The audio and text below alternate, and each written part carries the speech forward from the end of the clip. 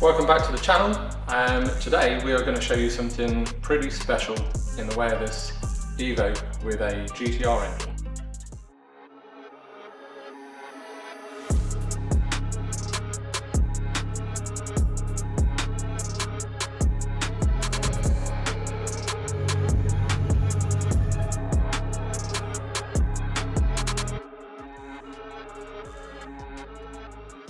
So obviously this is an Evo, and it's an Evo 8 in particular, but you'll notice under the bonnet it's not an Evo engine. This is a VR38 DETT, so an R35 engine. It's a fully built motor, it's an ETS 4.1 stroker, and it's got two Precision 6466 turbos. That's the basics of it. I've got 3 pages here of spec, so I am going to refer to this because as much as I'd like to, I can't remember 3 pages worth of spec, no matter how hard I try. So let's refer to this. As I mentioned, it's an ETS 4.1 stroker, ETS rods, mild pistons, Bryant stroker crank, race development cylinder heads, oversized valves, obviously operated springs, retainers, GSC cams, race development supported stock inlet manifold, upper and lower, stock throttle bodies with Wiggins Saab boost clamps, and as you can see, it fits in there really well. Lots of custom work has been done, which you'll see when we look in the interior. You see the bulkhead, the firewall, and this runs with the boost turned all the way up, so 2 bar is 1062 horsepower at the wheels. It equates to about 1250-ish at the flywheel, and so she moves pretty well. Even on mode 1, it's a very quick car, and mode 1 is, I believe, 660 at the wheel, so still a fair amount of power, but yeah, it's pretty ridiculous. We love the idea that the owner had this bonkers idea, as we all do, and actually ran with it and saw it through. And it's not a one-trick pony either. It was sort of designed and built to be able to do various things. So you can put the slicks on, which we've got over there, take the big spoiler off, put the parachute on the back, which is all set up, and go drag racing with it. I think it'd be very, very good once you've got it dialed in and got used to it. Or you can do circuit, so in this current guide with a big aero on the back, the big aero at the front, this is its sort of circuit guides, if you like. And then the other idea was that it can go drifting, so you'll see a hydraulic handbrake in there. So it's meant to be a car that can do all discipline. Brilliant idea, and you'll see when we go out in it that it is very, very impressive. So it's a Hollinger 6-speed sequential with custom ratios. It's got a Tilton multi-plate carbon clutch, a Skyline front driveshaft, and that was modified by WRE. Custom rear driveshafts. It's a Nissan Skyline transfer case, fully rebuilt and modified with extra preload.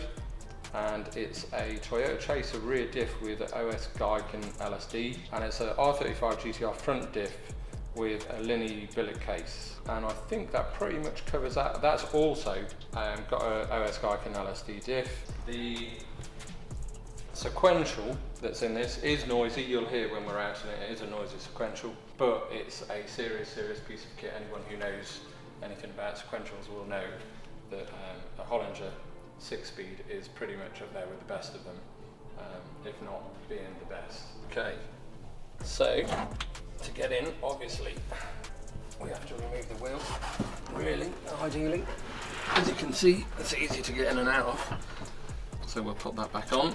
There we go. Okay, so we've obviously got the Motec dash, and it's all controlled using Motec ECU, and we've got the Motec center panel here. There's a lot to see in here. So we've got diff control on the steering wheel, so we can go full rear wheel drive all the way to locked 4-wheel drive. When we go out in it, we have it on number 9, so that's as close as locked as you'll get without it being locked. And then you've got boost settings. Again, you've got 10 boost settings on the wheel. We'll probably be in mode 5 or 6. You've also got launch control adjustment on this center panel, and you've got traction control adjustment on the center panel. So there's a lot to sort of try and dial in when you're out in the car, depending on what modes you're in. You know, different boost setting might need different traction. We've not actually used launch control, it has been used and it's all set up. You've also got line lock, so you can spin the rears and get ready for some drag racing action. Obviously sequential is here. You will notice obviously transmission tunnel is all custom, and same with the bulkhead, that's all custom. Got the pedal box here, it's very, very race car-esque. So we will just refer to the spec sheet just in case I'm missing anything.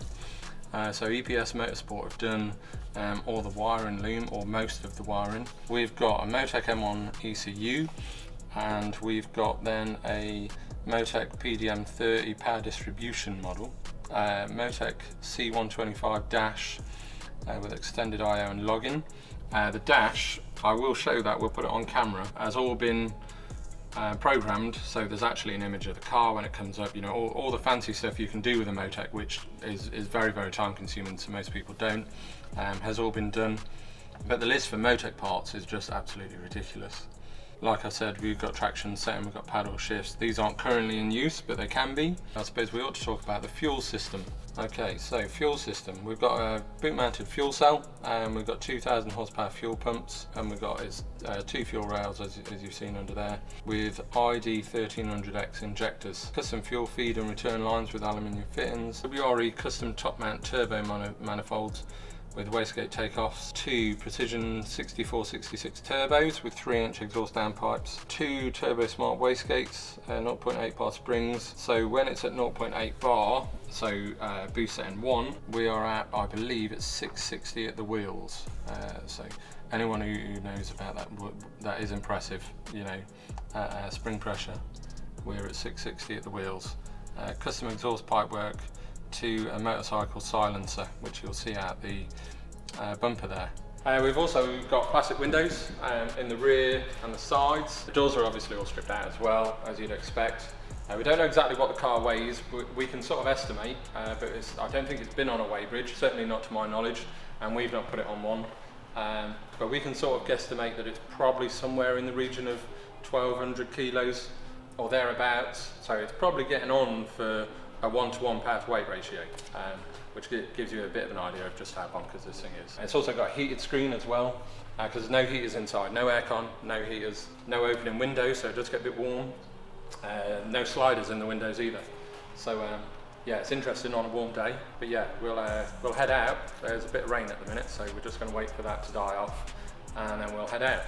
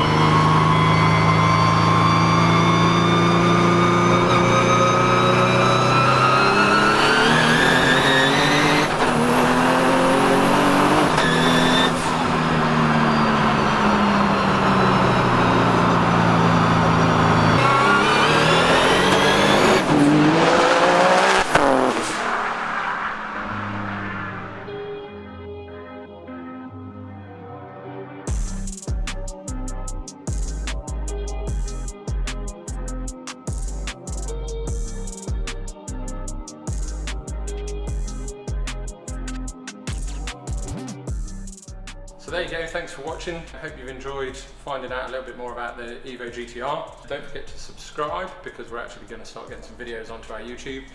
Some cool stuff. We've got ProDrive B25 and we've got Common Craze 22B. We've got loads of other cool stuff, some restoration work.